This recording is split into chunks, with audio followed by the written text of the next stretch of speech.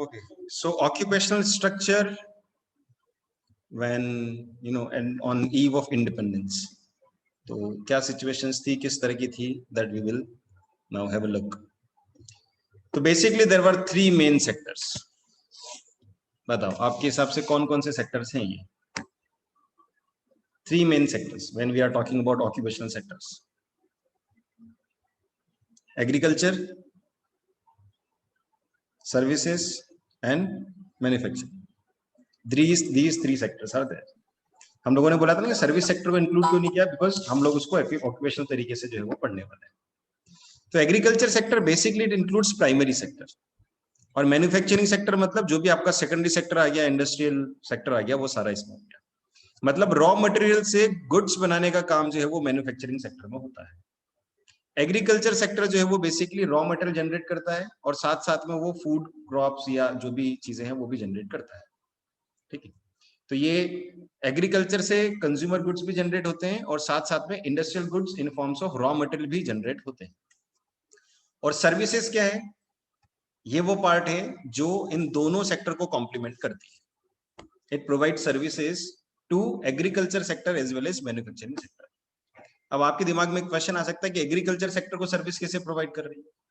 तो even if a teacher is teaching, it is somewhere helping agriculture and manufacturing.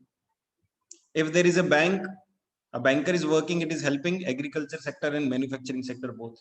So service sector is basically providing services to both these sectors. Okay, so these three sectors are there. Now we'll have a look कि किस तरह से ये division था हमारे.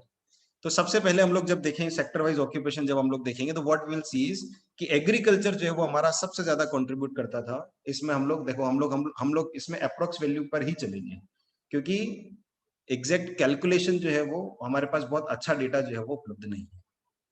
So it is around 75% people they were occupied in agriculture sector, whereas 15% people were occupied in service sector, and agriculture sector and this manufacturing sector was contributing very less. It was just 10%. So these are the figures. तो यहाँ पर हम जो prime चीज देखते हैं वो ये देखते हैं कि the principal source was agriculture and manufacturing sector was doing very poor in terms of कि ज्यादा, क्योंकि इंडस्ट्रियलाइजेशन हुआ ही नहीं था इतना अच्छा कि ज्यादा लोग जो है वो इंडस्ट्रीज में काम करते हैं. So this is why it was there. So this was the status on the eve of independence. उसके बाद धीरे धीरे जब हम लोग आगे बढ़े तब क्या हुआ उसको हम लोग ऑब्जर्व करेंगे अगले चैप्टर, है ना, because next chapter will be about planning, that how we moved after independence. अभी हम केवल पहले चैप्टर में क्या कर रहे हैं, देख रहे हैं कि इंडिपेंडेंस के टाइम पर सारी सिचुएशन कैसी है. फिर हम मूव करेंगे और मूव करके हम जाएंगे 1991 तक. तो 1991 में जाकर हम देखेंगे कि अब इंडिया कहाँ पहुंचा. तो फिर पता चलेगा हमको कि अभी तो हम और प्रॉब्लम में पहुंच गए. फिर 1991 में एक बहुत इंपॉर्टेंट रिफॉर्म जो है वो आता है जिसको हम लोग न्यू इकोनॉमिक पॉलिसी बोलते हैं. वो करना पड़ता है, एज इन हमारी जर्नी जो है वो बहुत ज्यादा बेहतर नहीं होती है. Now next part is unbalanced growth regional variation. ठीक है, तो ऑक्यूपेशनल स्ट्रक्चर में हमको समझ में आ गया किस तरह से था. तो उसमें manufacturing sector was very low and most of the people were employed by agriculture sector, which is itself is quite vulnerable sector. और उस सेक्टर में बिल्कुल भी ग्रोथ नहीं थी. दैट सेक्टर वाज स्टैग्नेंट, इसलिए ये प्रॉब्लमेटिक था, because most of the population was associated with agriculture. यानी ज्यादातर लोग ऐसे सेक्टर से जुड़े हुए हैं जो सेक्टर अपने आप में ग्रो नहीं कर पा रहा है. तो sector is not growing, it means people will also not grow in terms of economy. ठीक है, तो ये बात जो है वो है. अगली प्रॉब्लम हमारे पास है अनबैलेंस्ड ग्रोथ और रीजनल वेरिएशन. हम देखते हैं कोई कोई सेक्टर या कोई किसी जगह तो बहुत अच्छा काम हो रहा है, लेकिन किसी जगह जो है वो हालत बहुत ज्यादा खराब है. ठीक है, तो क्या देखते हैं हम लोग कि एग्रीकल्चर सेक्टर में जो वर्कफोर्स का शेयर है वो कम होना शुरू हुआ. किस में कम हुआ? तमिलनाडु, आंध्र प्रदेश, केरला, कर्नाटका, महाराष्ट्र एंड वेस्ट बंगाल. इन सेक्टर्स में एग्रीकल्चर का सेक्टर कम हो रहा है, लेकिन दूसरे सेक्टर्स के अंदर कुछ दूसरी जगह है जहां पर एग्रीकल्चर का जो शेयर है वो और ज्यादा बढ़ रहा है. जैसे राजस्थान, ओडिशा एंड पंजाब, यहां पर बढ़ रहा है. अब बढ़ रहा है इसका मतलब क्या है? तब ये आइडेंटिफाई किया गया कि दीज स्टेट्स ये सब्स्टिट्यूट ढूंढ पा रहे थे एग्रीकल्चर का. मीन्स जो बहुत ज्यादा लोग एग्रीकल्चर में इन्वॉल्व थे उन लोगों को कहीं तो पहुंचाना पड़ेगा, अदरवाइज वहां पर डिसगाइज अनएम्प्लॉयमेंट क्रिएट हो रहा है. डिसगाइज अनएम्प्लॉयमेंट का मतलब क्या हुआ है? द प्रोडक्टिविटी और the production is same where the more people are working. अगर थोड़े कम भी हो जाएंगे तब भी प्रोडक्शन और प्रोडक्टिविटी पर कोई फर्क नहीं पड़ेगा। तो वो जो पीपल कम होंगे वो कहाँ जाएंगे? तो they should be like used, they should be used in other sectors, है ना, चाहे वो मैन्युफैक्चरिंग हो, चाहे वो कंस्ट्रक्शन हो, चाहे वो सर्विस सेक्टर हो, किसी भी सेक्टर हो, तो वहां पर उनको मूव करना चाहिए। तो अनबैलेंस रीजनल ग्रोथ का मतलब क्या हो रहा है? कुछ स्टेट्स जो है वो तो इंप्रूव कर रहे हैं, लेकिन कुछ स्टेट्स की हालत और ज्यादा खराब हो रही है। ठीक है, तो this we have noticed. Now demographic profile की बात करते हैं। अब डेमोग्राफिक प्रोफाइल कुछ फैक्टर्स को इंक्लूड करता है। Factors like death rate, birth rate, sex ratio, तीन चीजों के बारे में हम बात करेंगे। आगे कुछ और भी चीजें आएंगी जैसे लाइफ एक्सपेक्टेंसी वगैरह। देखो, बर्थ रेट की हमारी सिचुएशन क्या थी, डेथ रेट की सिचुएशन की थी, और हमारा जो सेक्स रेशियो था वो भी बहुत ज्यादा अनइवन था, क्योंकि इंडिया की सोसाइटी में एक ये जो बॉय एंड गर्ल डिस्क्रिमिनेशन वाली प्रॉब्लम है, ये भी बहुत ज्यादा उस समय एग्जिस्ट करती थी। And this is actually the reason of education की कमी होने की वजह से, अवेयरनेस की कमी होने की वजह से, कुछ सोशल एविल्स है उनकी वजह से ये सारी चीजें जो है वो होती है। तो यहाँ पर थोड़ी सी प्रॉब्लम रही। अब देखो क्या क्या चीजें हो रही है। पोवर्टी, इसका स्टेटस देखेंगे हम लोग। Illiteracy, lack of public health facilities, इसी की वजह से डेथ रेट और बर्थ रेट के ऊपर असर पड़ता है। और उसके बाद में लो पॉपुलेशन ग्रोथ। एंड अब ये लो पॉपुलेशन ग्रोथ से हम क्या समझते हैं, इसको भी हम लोग समझते हैं। पॉवर्टी का सिनेरियो देखते हैं, क्या पॉवर्टी का सिनेरियो है। ठीक है, तो पॉवर्टी के बारे में सबसे बड़ी बात यह है कि इंडिया, हमारे पास में जब हिंदुस्तान आजाद हुआ, पॉवर्टी का कोई भी रिलायबल डेटा हमारे पास मौजूद नहीं है, जिस डेटा को हम कहे कि yes this was the exact data. But हमको नजर ये चीज आती है कि पॉवर्टी जो है वो बहुत भयंकर थी, मतलब बहुत ज्यादा लेवल पर पॉवर्टी जो है वो थी। ये बात तो हम लोग बिल्कुल ऑब्जर्व करते हैं, क्योंकि वो साफ नजर आता है ना, वो दिखता है। लोगों की ग्रोथ नहीं हुई, इंडस्ट्रियल डेवलपमेंट नहीं था, agriculture was very backward, service sector was not booming. तो ऐसे में पैसा जो है वो आएगा किसे लोगों के पास में? So this was one of the problem. Overall standard of people was very low, यानी लोग बेसिक अम्यूनिटीज को भी तरस रहे थे, ये स्थिति थी, है ना। तो ज्यादातर लोग, और वो भी ज्यादातर लोग, है ना, ऐसा कहते हैं कि more than 50% of Indian population like was below poverty line.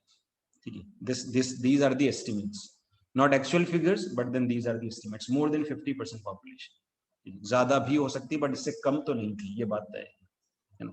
क्योंकि आज की डेट में भी अगर हम लोग देखते हैं तो और more than 20% people, Indian people are below poverty line, तो पहले तो और ज्यादा खतरनाक रही होगी।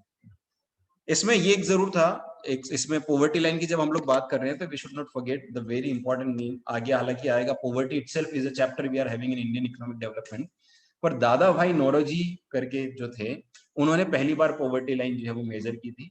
And he measured poverty line on the basis of jail cost of living, on the basis of jail cost of living, यानी जेल में रहने वाला जो कैदी है उसको जो फैसिलिटीज मिलती है, उससे भी कम फैसिलिटीज अगर लोगों को मिल रही है तो they will be counted as below poverty line. और जब वो मेजर किया तब भी आधी पॉपुलेशन भारत की जो है वो बिलो पॉवर्टी लाइन आ रही है। तो ये कितनी बड़ी जो है वो आई हुई है, हम देखते हैं इसको। Okay, now illiteracy, talking about illiteracy, ये इसका बहुत जोरदार डेटा है हमारे पास में, है ना। जोरदार मतलब हंसना तो नहीं चाहिए हम लोगों को, लेकिन बहुत ज्यादा खराब स्थिति थी। आप में से बहुत सारे लोगों ने सुना होगा कि ब्रिटिशर्स ने, मतलब ब्रिटिशर्स इंडिया में एजुकेशन सिस्टम लेकर आए, है ना। आपने मैकॉले का इंसिडेंट सुना होगा कि मैकॉले ने किस तरह से एजुकेशन इंडिया के अंदर इंजेक्ट किया, एंड आई वुड नॉट से इनकलकेट किया, इंजेक्ट किया। और ऐसा बोला गया कि ब्रिटिशर्स जो है वो पहली बार फॉर्मल स्कूल्स जो है वो लेकर आए। बट ब्रिटिशर्स जब भी लेकर आए, जितने भी लेकर आए, हम लोग जो आंकड़े देखते हैं, फैक्ट्स देखते हैं, उससे हमको क्या समझ में आता है वो हम लोग देखेंगे कि जो एवरेज लिटरेसी रेट थी वो 16%। Means out of 100 people only 16% people were literate. केवल लिटरेसी की बात हो रही है, एजुकेशन की बात नहीं हो रही है, जो लिख और पढ़ सकते हैं। लिटरेसी का मतलब who can read and right, इतना ही। समझना, अंडरस्टैंडिंग तो आ भी नहीं रहा है, क्रिएटिविटी तो दूर दूर तक नहीं है, कंप्यूटर प्रोफिशिएंसी तो कहीं भी नहीं है, ठीक है, इनोवेशन तो बिल्कुल भी नहीं। तो केवल 16% लोग जो हैं वो केवल लिख और पढ़ सकते थे। तो आप सोचो कितनी बुरी स्थिति होगी।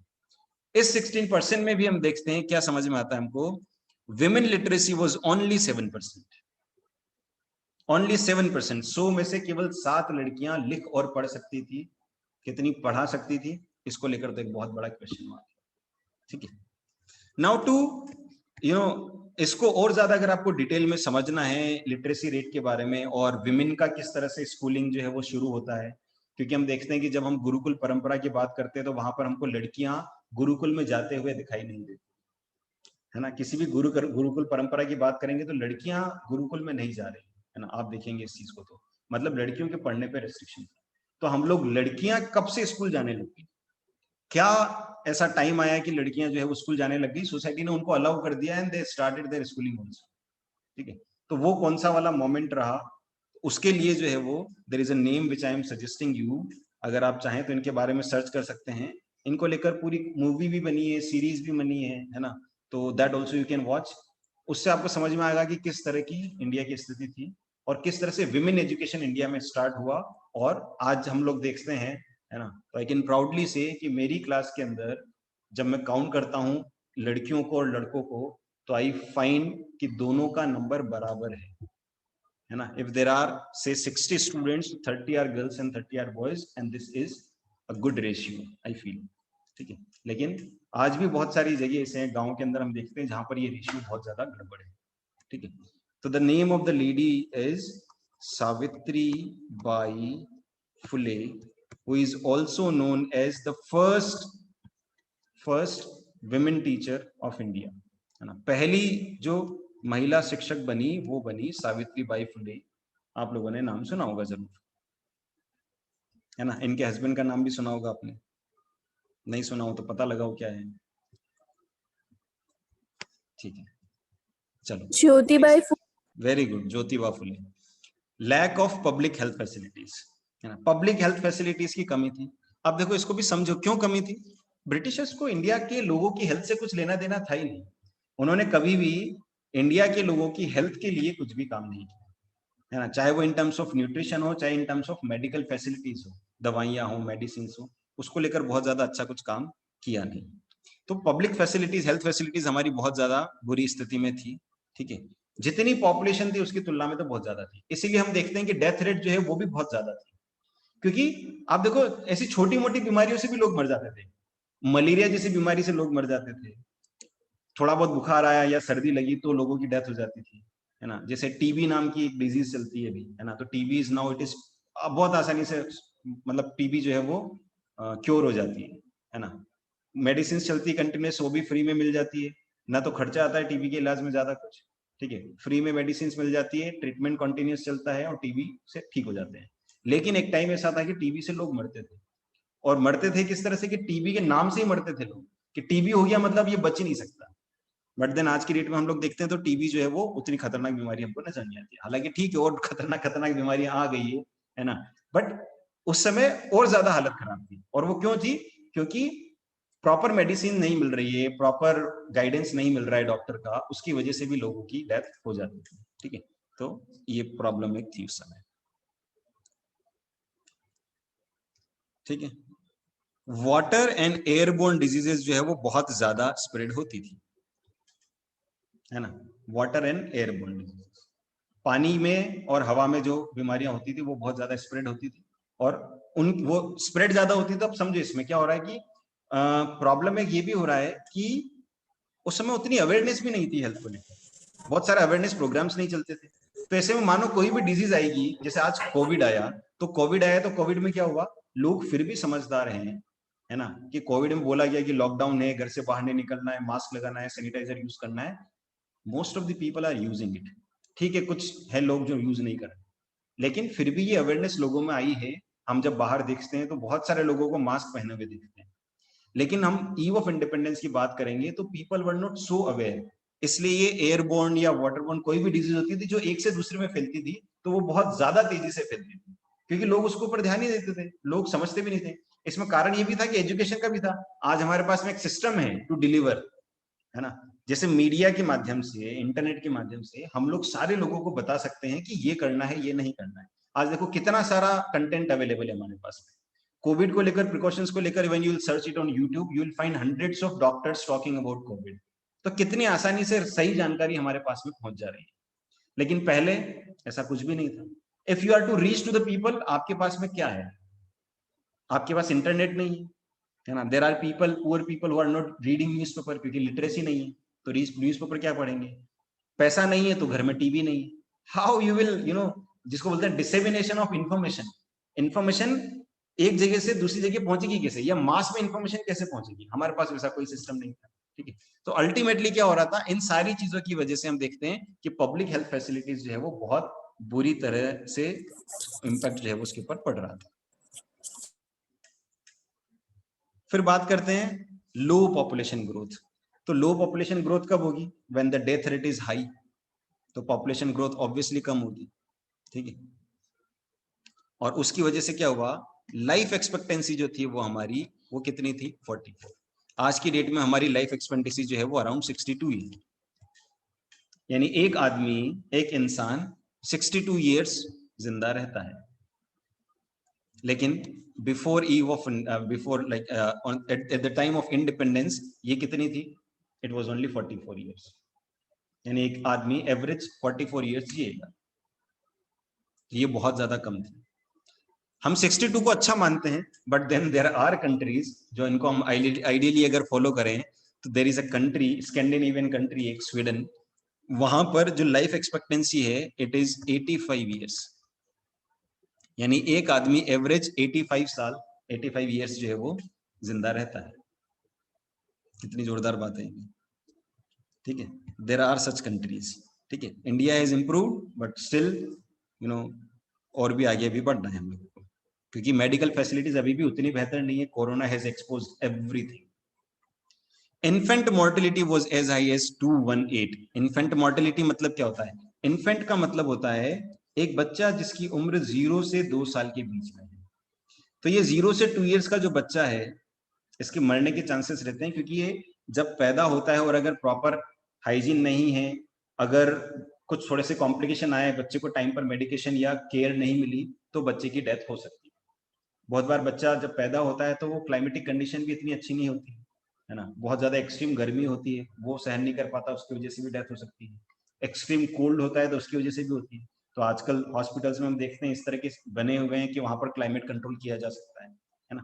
तो इन्फेंट जो पैदा होता है, कभी कभी उसके लिविंग कंडीशंस जो है वो उसकी आसपास नहीं बनती, ऐसे में केयर की और मेडिकेशन की जरूरत पड़ती है। लेकिन हम देखते हैं कि आजादी के टाइम पर जब हम लोग आजाद हुए, उस समय 218 आउट ऑफ 1000। समझ रहे हो मतलब क्या हो रहा है? कि जितने भी बच्चे पैदा हो रहे हैं, अराउंड 20% बच्चों की डेथ हो रही है। कितना खतरनाक है। 1000 बच्चों में से 218 बच्चों की डेथ हो जाती है। ठीक है, तो this was very very bad scene. या sir this I have explained. Yes, please ask. Sir बहुत सारे तो कहते हैं कि पुराने जो लोग बाग थे वो 100 साल तक जी लेते थे। बिल्कुल ठीक बात है, मैं बताता हूं आपको। इसको हम लोग बोलते हैं मॉर्बिडिटी।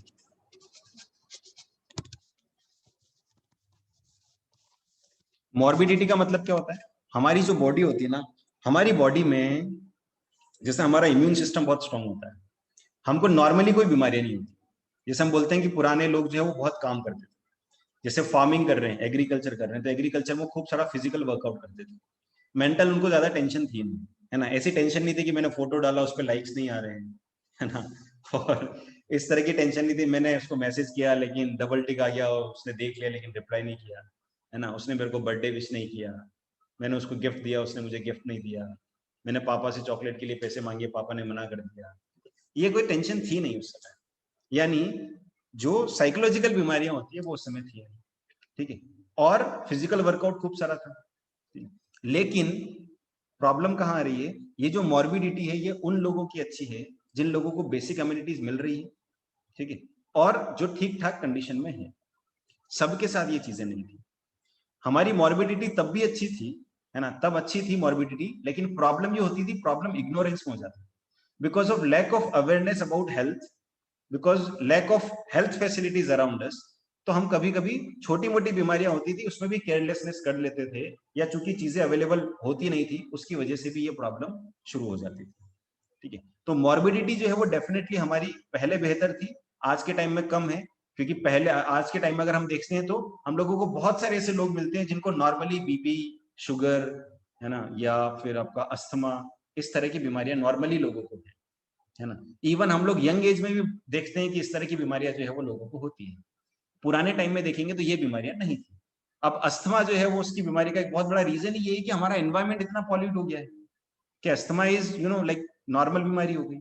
हमारा जो फूड है वो इतना जहरीला हो गया है कि हम लोगों को ये जो जो भी स्टमक वाली बीमारी हुई, या इवन जैसे शुगर वाली बीमारी हुई, क्योंकि हमारा डाइजेशन जो है वो, हमारा जो फूड जो हम इंटेक कर रहे हैं और जिस तरह से हम लोग हमारा वर्क लाइफ जी रहे हैं, तो हमारा जो डाइजेशन सिस्टम है वो भी खराब हो ही रहा है ना।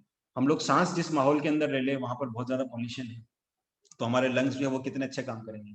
कोविड में आज जो है वो बहुत सारे लोगों की जब डेथ होती है तो उसका एक बहुत बड़ा कारण है लंग्स के ऊपर इफेक्ट होता है उसका।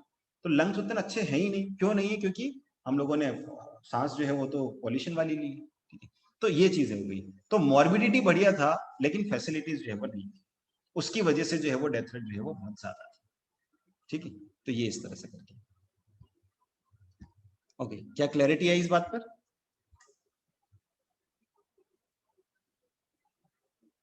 देखो, डेटा को समराइज करें, लिटरेसी रेट 16%, आज की डेट में लिटरेसी रेट कितनी है? 74%। We have improved, but still 2020 में, ये डेटा थोड़ा सा पुराना ले लो, ये अराउंड मेरे ख्याल से 2019 का डेटा होगा या 18 का डेटा होगा, इसको 74 से 80 भी मान लो आप, तो भी 2020 में हमारा लिटरेसी रेट 80% है। ये आज भी 20% लोग ऐसे हैं जो लिख और पढ़ नहीं सकते, यानी केवल लिटरेसी की बात कर रहे हैं, एजुकेशन की बात नहीं कर रहे हैं। In the era of internet, in the era of www dot, in the era of जहां पर हम लोग फेसबुक, इंस्टाग्राम और पता नहीं क्या क्या कर रहे हैं, स्मार्टफोन, ये वो सारी चीजें आ गई है, प्रोग्रामिंग आ गई है, लेकिन हम भी अभी भी लिटरेसी से जूझ रहे हैं।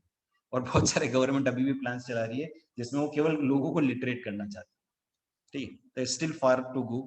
फीमेल लिटरेसी रेट जो है वो 7% पहले थी, अभी 48%, रिसेंट कुछ सालों पहले का डेटा अगर देखें तो।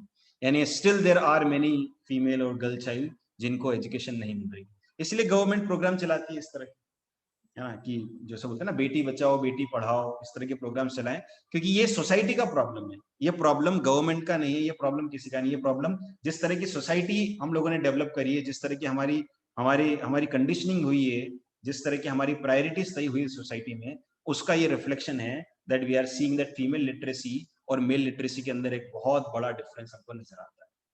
ठीक है, इन्फेंट मोर्टेलिटी की हम बात करें तो पहले 2018 थी, 218 थी, नाउ इट इज 40, बट 40 बच्चे 1000 में से ये भी अभी भी बहुत ज्यादा फिगर है, यानी still we need to improve our health facility. And second number, infant mortality का एक बहुत बड़ा कारण न्यूट्रिशियस वैल्यू अगर माँ को नहीं मिल पाती है ना, जब वो 9 मंथ के लिए वो प्रेग्नेंट होती है, तो 9 मंथ के दौरान अगर उसको प्रॉपर फूड नहीं मिलेगा तो वो बच्चे के लिए भी हानिकारक होगा, क्योंकि बच्चे तक फूड नहीं पहुंचेगा प्रॉपर, और बच्चे तक फूड नहीं पहुंचेगा तो वो स्ट्रांग नहीं बनेगा, और हो सकता है वो जब बच्चा जो है वो डिलीवरी से बाहर आएगा तो उतना अच्छा अगर वो डेवलप नहीं हुआ होगा तो वो फाइट नहीं कर पाएगा। तो ये प्रॉब्लम जो है वो, फिर बहुत बार न्यूट्रिशन नहीं मिलने की वजह से मदर की हेल्थ में कॉम्प्लिकेशंस आ जाते हैं, उसकी वजह से भी डेथ होती है।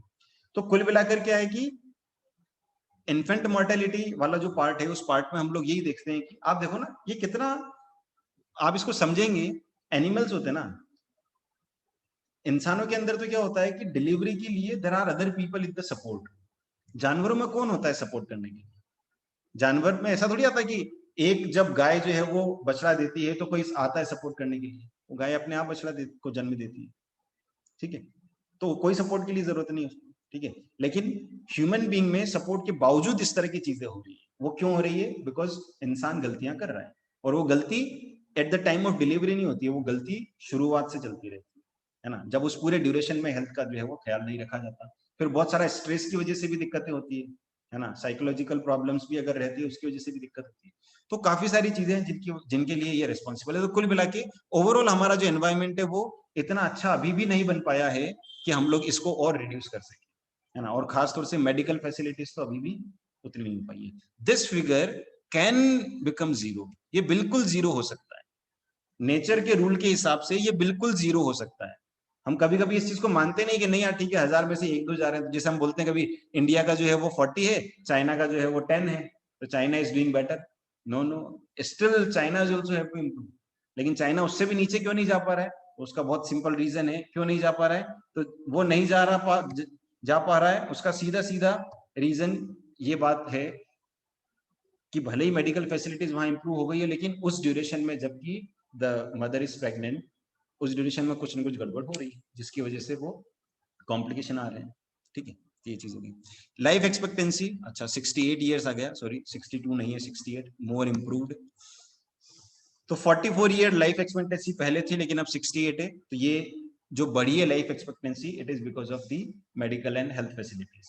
जबकि न्यूट्रिशियस वैल्यू के अंदर हम बात करें या शुद्ध खाने की बात करें तो वो डिक्रीज हुआ है, इंक्रीज नहीं हुआ है ना। पैकेट फूड का कल्चर अब बढ़ा है। ठीक है, तो ये और ज्यादा अच्छा इंप्रूव हो सकता था अगर हम लोग मॉर्बिडिटी जो पहले हमारे पास थी उसी मॉर्बिडिटी को बनाए रखते और हमारा फूड का जो इंटेक है वो अगर प्रॉपर होता, है ना, और हमारी लाइफस्टाइल जो वर्क लाइफ बैलेंस है हमारा वो प्रॉपर होता, तो ये शायद और ज्यादा इंप्रूव हो सकता था। So this is the summary of the whole data. ठीक है, इंफ्रास्ट्रक्चर वाला पार्ट बचा है हमारा, that we will study tomorrow. कुछ क्वेश्चन हो तो आप पूछ लो, नहीं तो इंफ्रास्ट्रक्चर भी हम पढ़ सकते हैं। Yes, see what do you से? सर अगर सर उस टाइम पे लिटरेसी रेट कम थी तो साइंटिस्ट और डॉक्टर कैसे बन जाते थे उस टाइम पे? कहाँ बनते थे? कितने साइंटिस्ट और कितने डॉक्टर्स थे? सर उस टाइम पे थे तो सही साइंटिस्ट, थोड़े ही तो थे पर थे तो। बस, तो वो थोड़े ही थे बिना पढ़े लिखे। अरे बेटा ये समझो ना, बिना लिटरेसी के तो डॉक्टर साइंटिस्ट बन नहीं सकते, है ना। तो बहुत कम थे, बहुत कम। और सीधा यही तो है, जब डॉक्टर्स और साइंटिस्ट नहीं थे इसी वजह से तो ये चीज बूम नहीं हो पा रही थी। साइंटिस्ट नहीं थे इसलिए आज देखो ना इंडिया ने इनोवेशन के नाम पर क्या किया, बताओ। हम लोगों ने जब बोलते ना कि हम साइंटिफिक इन्वेंशंस के नाम पर हम लोगों ने कितने इन्वेंशंस किए, हमारा कंट्रीब्यूशन बहुत लिमिटेड है अगर हम कंपेयर करें हमारी पॉपुलेशन से। तो आपको एक बहुत अच्छा डेटा मैं देता हूं, आपको मजा आएगा उस डेटा के अंदर। ज्यूस पीपल, ज्यूस का सुना है ना नाम? ज्यूस, ज्यूस एक तरह का धर्म है ना। ज्यूस पीपल जो है उनकी आबादी करीब 1.2 करोड़ है। ज्यूस आर 1.2 करोड़, पूरी दुनिया में उनकी आबादी 1.2 करोड़ है। ठीक है, आपको पता है ये नोबेल प्राइज नाम की जो चीज होती है, नाम सुना है ना नोबेल प्राइज? साइंस के फील्ड में, साइंस के फील्ड में, in the field of science अभी तक करीब 600 नोबेल प्राइजेस जो है वो डिस्ट्रीब्यूट हुए हैं। 600 नोबेल प्राइजेस किसमें? In the field of science. उसमें से 150 जो नोबेल प्राइज मिले हैं वो ज्यूस है। पॉपुलेशन कितनी है? 1.2 crore. Jews people are there 150, यानी कितना? 25% जो नोबेल प्राइज है वो कौन लेकर गए? Juice people. इंडिया में पता करो कितने नोबेल प्राइज मिले हैं, कितने लोगों को साइंस के फील्ड में नोबेल प्राइज मिला, बोलो बताओ।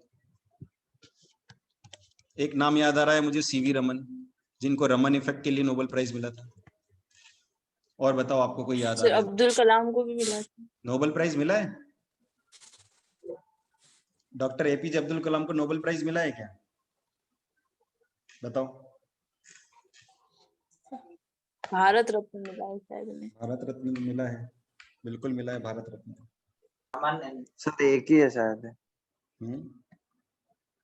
एक ही है ना, पता करना, एक दो हो सकता है निकल जाए।